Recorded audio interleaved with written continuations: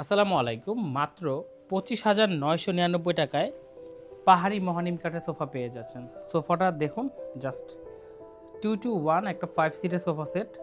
মানে দামের সাথে সোফাটার কোনো মিল পাবেন না, কেননা সোফা অনুযায়ী দামটা কিন্তু অনেক কম হয়ে গেছে। মাত্র 26,000 টাকায় এই 2 to 1 5 সিটের সোফা, যেটার লুকিংস থেকে শুরু করে বিল কোয়ালিটি সব দিক থেকে কিন্তু অনেক বেশি ভালো জিনিসটা। ফার্স্ট অফ অল আসি এটার কার্ভ ডিজাইনটাতে। সিম্পলের মধ্যে কিন্তু জাস্ট দেখেন, হাতটা রেখে আপনি খুব বেশি কমফোর্ট ফিল করবেন। জাস্ট একটু দেখেন, অনেকটা চেয়ারে বসার ফিলটা কিন্তু আসবে। সোফাতে বসলেও হাতের একটা ব্যালেন্স থাকবে এবং এই সাইড ফ্রেমটাও খুব সুন্দর। সেই সাথে কিন্তু এই যে টোন পায়া, আপনারা মার্কেটে বা লোকাল মার্কেটে যদি পেয়ে থাকেন একটু দেখবেন এই পায়াটা সেম কিনা, একটু দেখে নেবেন।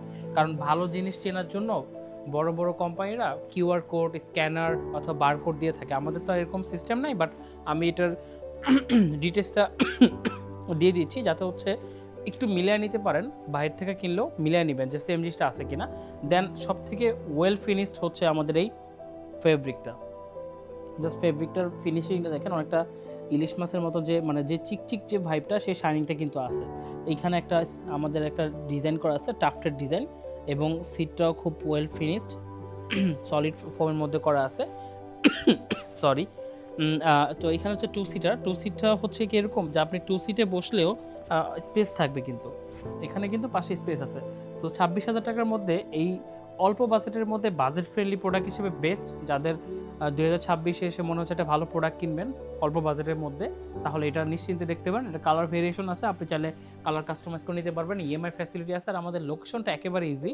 আমাদের বর্তমান লোকেশন গুলশান 2, নতুন বাজার, 100 fit road, Madani Avenue, Faraji হাসপাতালের পূর্ব পাশে, জব্বার দর্জি কমপ্লেক্সের 3য় তলা।